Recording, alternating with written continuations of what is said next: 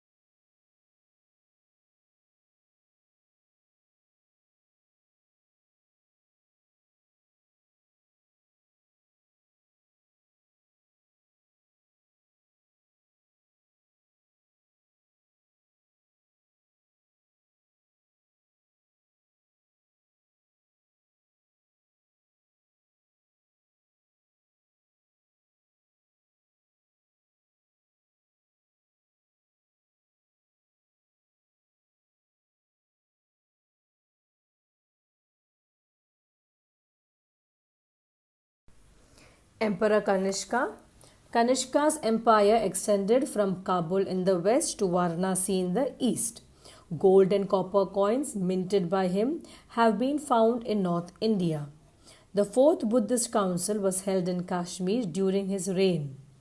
He established a city of Kanishkapur in Kashmir. It is believed that the village of Kampur near Srinagar today called could be Kanishkapur. The well-known poet Ashwaghosh lived during the reign of Kanishka. He wrote the text Buddha Charitra and Vajrasuchi. The famous Vaidya Charka was also in Kanishka's court. Now, boys, what do you see over Emperor Kanishka? Now, what did he do? He extended his kingdom from where? From Kabul in the west to Varanasi in the east. Okay. Now, that is how you find. That is why he said to be the he was said to be the famous king during the Kushana ruling power, Emperor Kanishka. Okay, because he extended the territory from what? From Kabul till the west of Varanasi, Kabul in the west till the east of Varanasi. That was that many parts of India was under the control of the Kushana kings.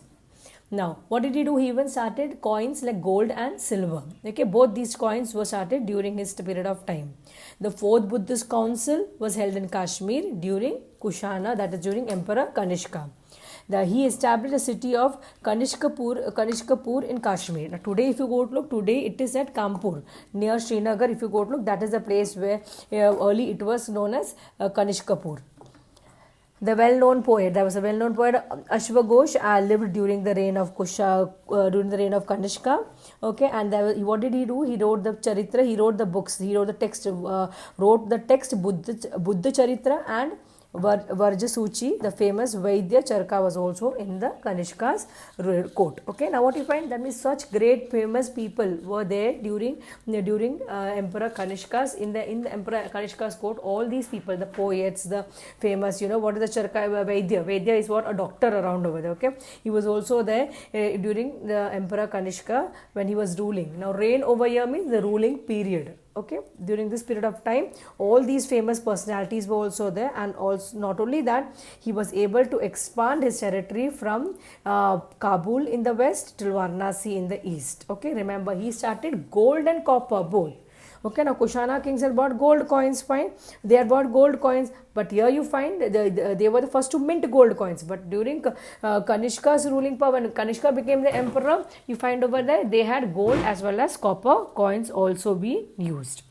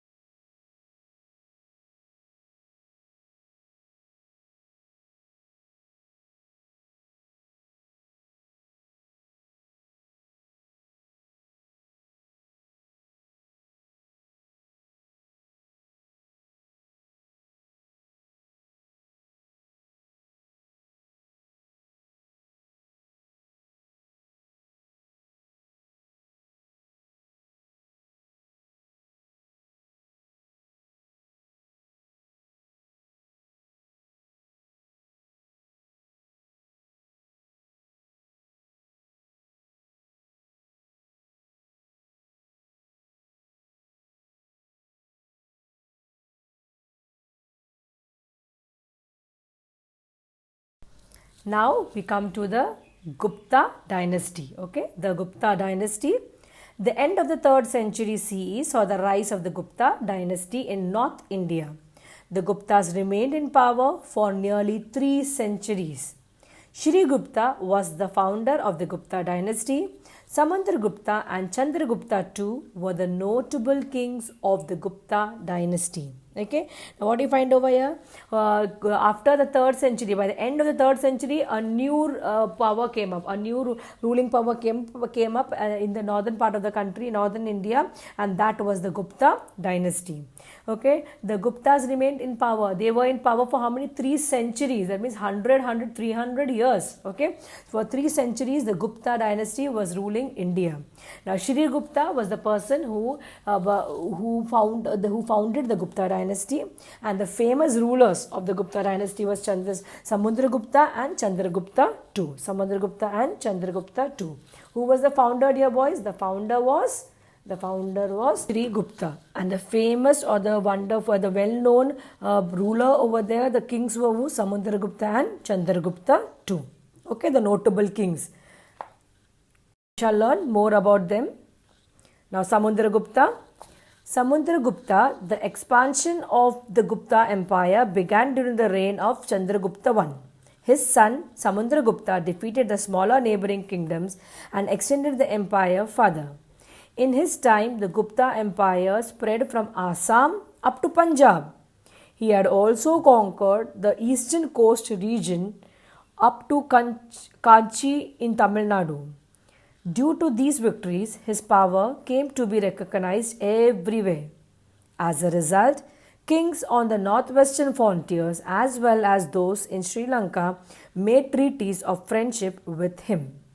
A pillar inscription at Parayagya describes Samudragupta's conquests and victories. This inscription is known as Parayag Prasasti and also as Allahabad Prasasti. He was an expert veena player. He minted coins which had a variety of images engraved on them. In one of them, he is seen playing the veena. His name Samudragupta is engraved on it. Okay, you can see the picture on the screen also, my dear boys. Now let's take the brief explanation of Samudragupta. Now, when did who founded the Gupta dynasty? It was Shri Gupta. Okay. After Shri Gupta, the first ruler to come around over there was you have your Chandragupta I as the ruler. His son is Samudragupta. Chandragupta I's son is Samudragupta. Okay. Now, what did Samudragupta do? He went on expanding the territory of Gupta dynasty. Okay, he went on expanding the territory, and he started he expanded from Assam up to Punjab. The Gupta empire spread from Assam up to Punjab. That all these parts were under the Gupta dynasty. He had also conquered the eastern coastal region up to Kanchi in Tamil Nadu. The eastern coastal region coming down, okay, from Punjab directly from the north coming down now. Okay, eastern coastal region up to Tamil Nadu, Kanchi in Tamil Nadu was captured by Samudragupta under the Gupta dynasty ruling power. Due to his victories, as he was fighting and expanding his territory, due to his victory, everybody throughout, everyone recognized him everywhere. All the neighboring countries, neighboring states, everybody recognized him. Oh, there's some ruler named Samudragupta. He's so powerful, he's so valor, he's so wonderful, he's very great warrior around over there. He's expanding his territory. Everybody came to know about him. As a result, what happened? All the neighboring kings, what did they do? It's better we should not have an enmity with him. We will have a friendly relationship with him so that we will be friends and he may not fight us and take away our territories. Okay, for that purpose, everybody started having treaties signed. Sri Lanka and everybody started having treaties signed of friendship with Samudragupta. Now, a pillar inscription. A pillar is there in which there is inscription. Okay. Prayag describes the Samudragupta's conquest and victory. There's a big pillar, Prayag, where you find in that Prayag everything, all the victories, whichever parts were taken by Samudragupta, whichever part he conquered, everything is inscribed, written over there. If I write with pencil, anybody can erase it. If I write with pen, but still by the time, by the weather, by the water falling on it, it may go away on the pillar, right? So it has been inscribed, means it has been, with a pointed nail structure, it has been, immersed in, and it has been inscribed so that nobody can erase it out. Okay. So in Prayag, you have the entire description of Samudragupta's conquest given over there.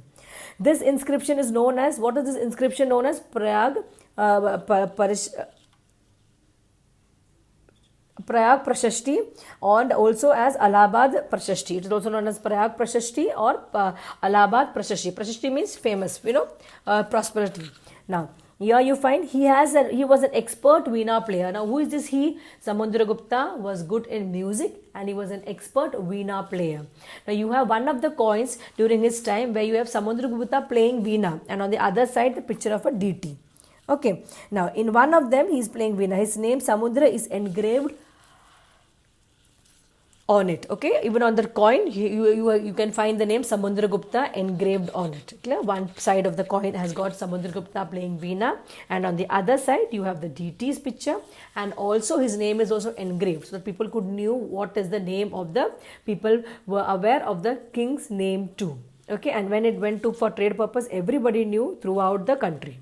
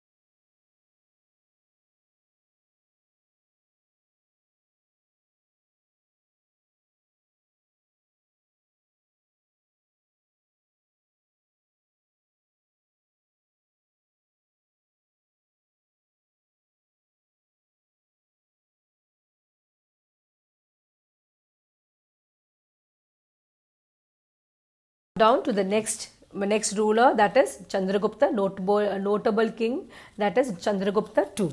Okay, after Samudragupta, his son Chandragupta II ascended the throne. Okay, after Samudragupta, who came into power? After Samudragupta's death, his son came on the throne. Okay, now what was the son's name? His son's name was Chandragupta II. He extended the Gupta Empire towards the northwest. Where did he expand the territory of Gupta Empire? He expanded it to northwest side of the country. Okay. He also won Malwa, Gujarat and Saurashtra. He also won which part of India? Malwa, Saurashtra and Gujarat also was taken over under his custody. Okay, under the Gupta dynasty by Chandragupta II. He established good relation with powerful Vakataka rulers in south by giving his daughter Prabhavati in marriage to Rudrasen II. Okay, now what did he do? He wanted to have good relationship with the neighboring kingdoms. Okay, so what did he do to keep a good relationship? He gave his daughter as a his daughter's name is what? Prabhavati. Okay, in marriage to Rudrasen II. Rudrasen II, the king of that place around over there, he gave his daughter for marriage, and so what happened? There would be good relationship with both the families and both the kingdoms too. For that purpose, what did he do with the Vatakata rulers? That is Rudrasen II. He gave his daughter for marriage. There is an iron pillar at Mehrul near Delhi. It has not rusted even in the course of the last 1500 years. It is a excellent specimen of metallurgical skill of the ancient Indian people. The inscription on the pillar bears the name of the king called Chandra. It is on this basis that the iron pillar is assumed to be on the period of Chandragupta II. Okay, now what do you find over here? Yeah, you find that at Mehrul, okay, that is in Delhi, near Delhi, there is a pillar made of complete iron, and that iron till now it has not been rusted. Even after 1500 years, it has not at all been rusted. Okay, that gives a sign of the metallurgical. The metallurgical around over here means what? The metal they used. Otherwise, if you take an iron nail and you keep it outside with rain, with moisture, with sunlight, what will it will rust into? Okay, as time passes by. But this metal till date has not been rusted. Okay, that is the sign of the metals they used, metaphorical around over the metals they used, the skill of the ancient Indian people. Okay, there is an inscription in that pillar. In that pillar, you can find a name named Chandra. Okay, it is on this basis that the iron pillar is assumed to be the part of Chandragupta too. Now Chandra is there, but you can't find the word Gupta too around over there. But Chandra is there. That is how we come to a conclusion that this pillar was being made during Chandragupta II time. Okay, Chandragupta II, during his reign, this pillar was being made to glorify whatever he had done, whichever parts of the country he had captured around. Clear till here, boys? You had Samandragupta. There was a a pillar inscription at Prague. Okay, which describes about his conquest. In the same manner, Chandragupta II, you also at Merul near Delhi, you have an iron pillar, okay, which is not yet been rusted, and on that iron pillar you have the name Chandra. Okay, that is how you come to a conclusion that it is about Chandragupta II.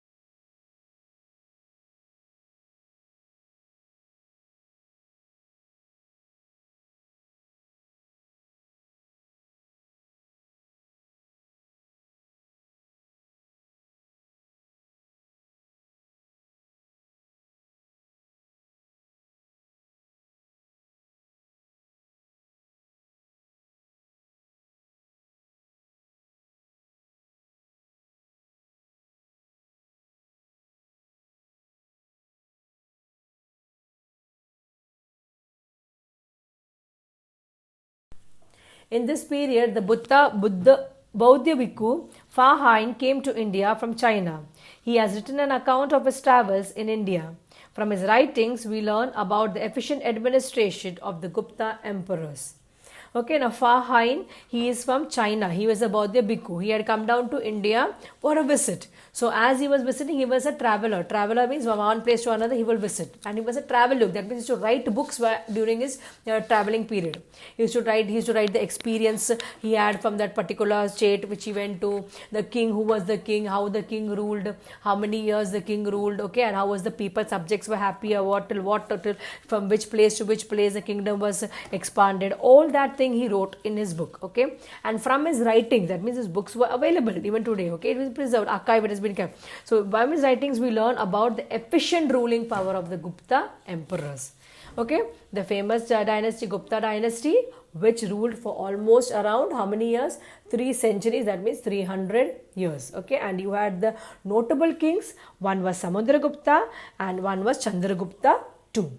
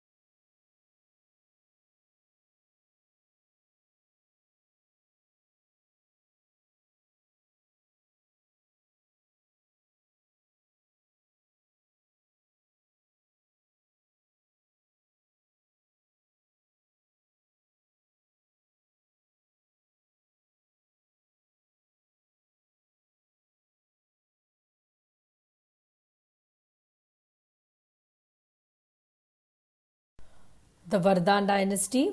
With the decline of the Gupta power, many states emerged in the North India. The Vardhan dynasty was one of them. Prabhakar Vardhan was the king of Tansir near Delhi. The Vardhan dynasty was founded by him. His son Harshavardhan expanded the Vardhan dynasty, Vardhan Empire up to Nepal in the north, up to the river Narmada in the south, Assam in the east, and Gujarat in the west. He had cordial relations with Raja Bhaskar Varman of Kanpur, that is ancient Assam. He had also established friendly relations with the Emperor of China and even sent his ambassador to the Chinese court. Okay, now as we start with the Vardhan dynasty, what do you find?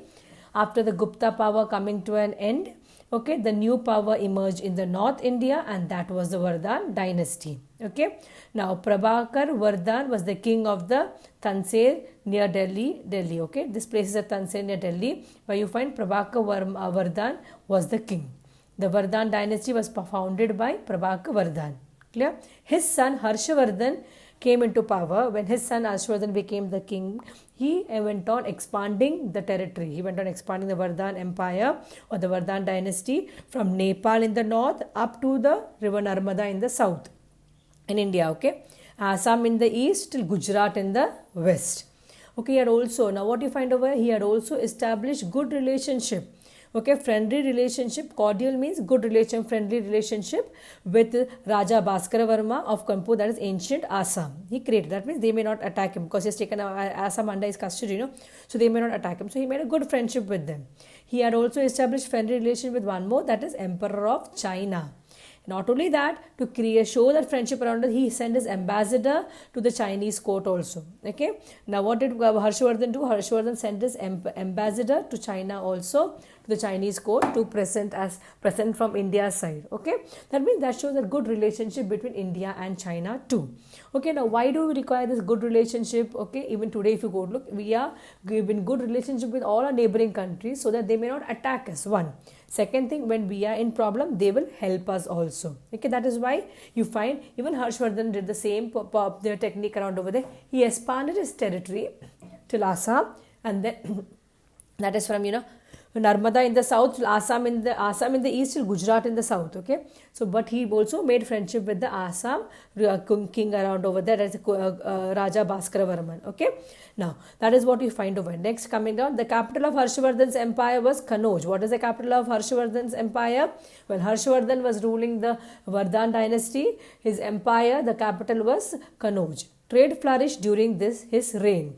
Reign means ruling period of time. When he was ruling the kingdom, when he was the king, trade went on developing. Okay, flourish means went on becoming famous, but went on developing. Large amount of income came into the kingdom.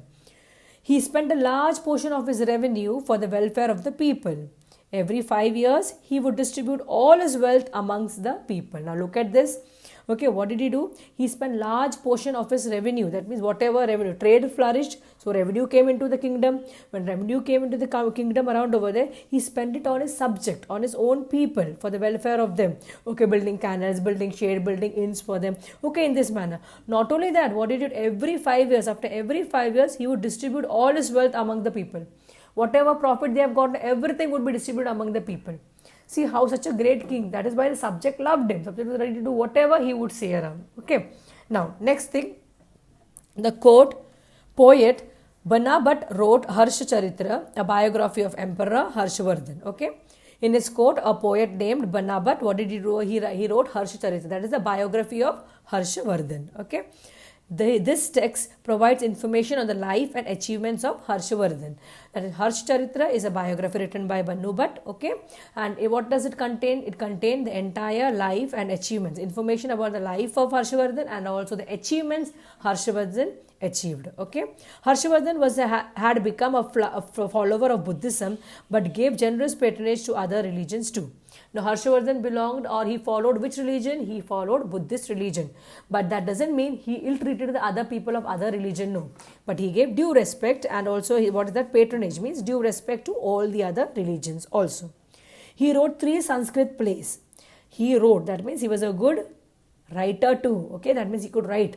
Now he has written 3 Sanskrit plays. Okay, playwriter he was. Okay, that is Ratnavali, Naganand and Priyadarshika. Okay, Ratnavalli, Naganand and Priyadarshika are the 3 Sanskrit plays written by Harshavardhan. Now, a Buddhist bhikkhu, Yuan Chuang, had come to India from China during his reign. Now, there was a Buddhist bhikkhu, that is a Buddhist priest, who came from China to India. What is his name? Yuan Chang.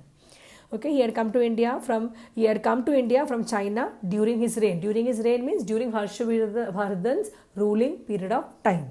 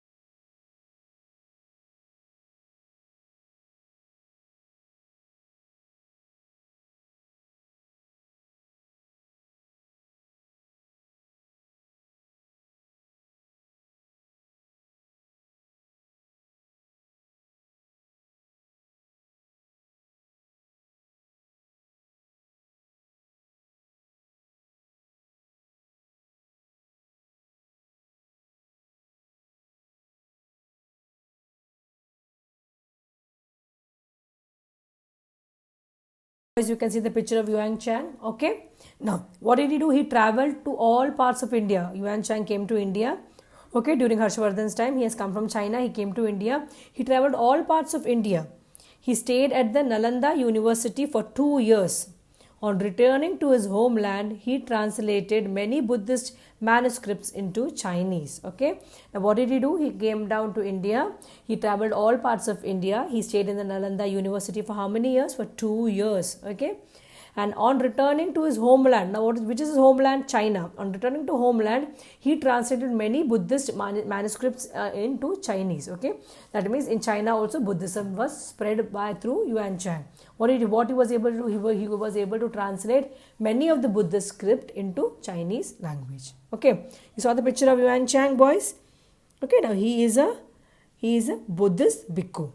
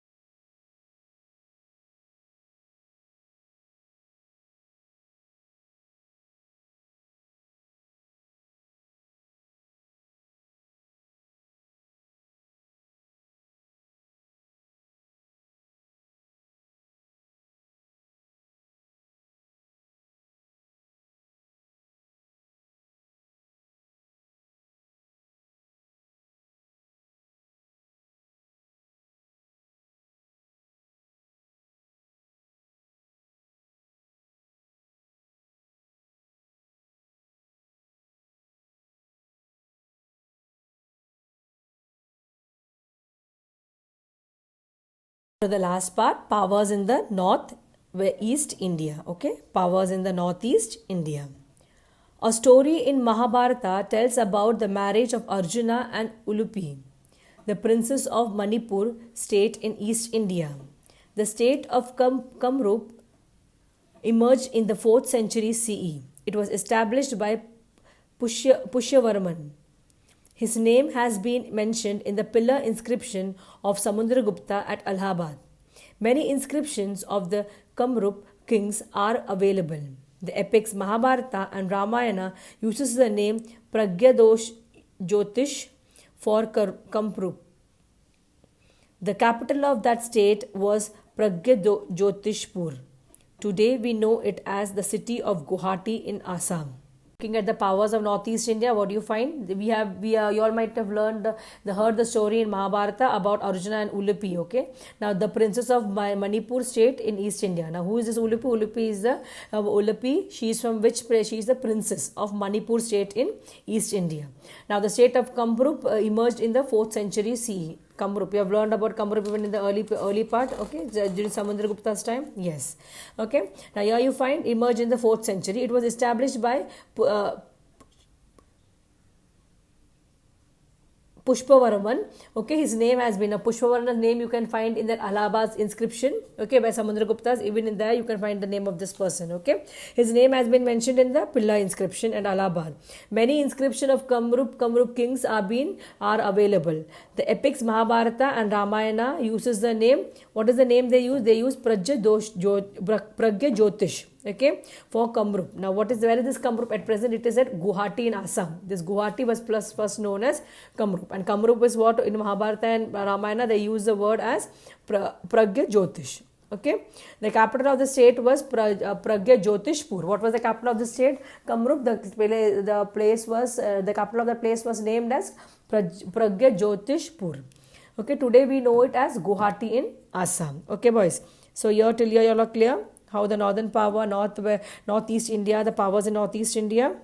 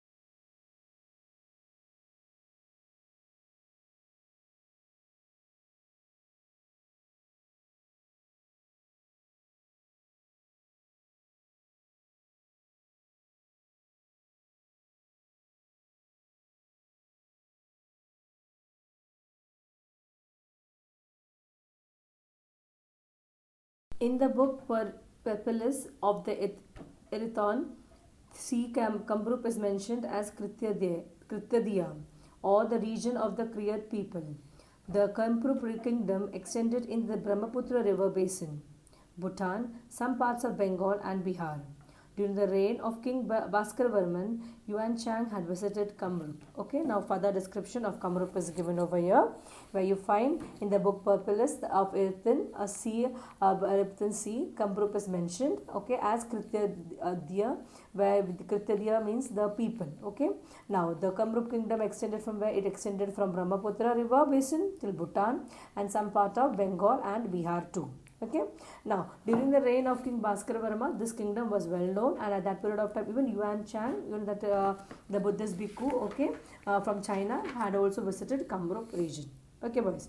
Now in this chapter, we are done about the dynasties that ruled after the Mauryan Empire. Which are the other dynasties that ruled India after the Mauryan Empire, and how we come to know, and we have also learned about the other northern eastern parts of India during that period, how the what was the situation and how they developed, okay, and the powers that was extremely powerful in the northwest of India.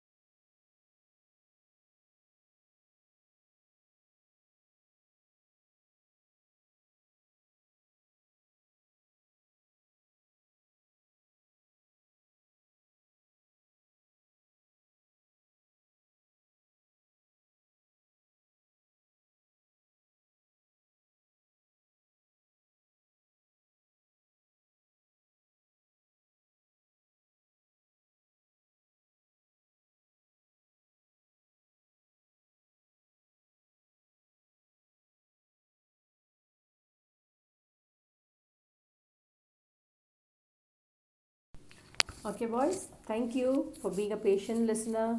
Hope you are taking care of yourself.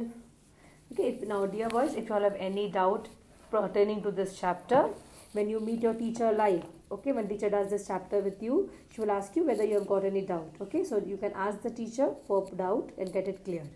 Okay, I hope I have made it very clear. You have understood also. Thank you very much, boys. Take care.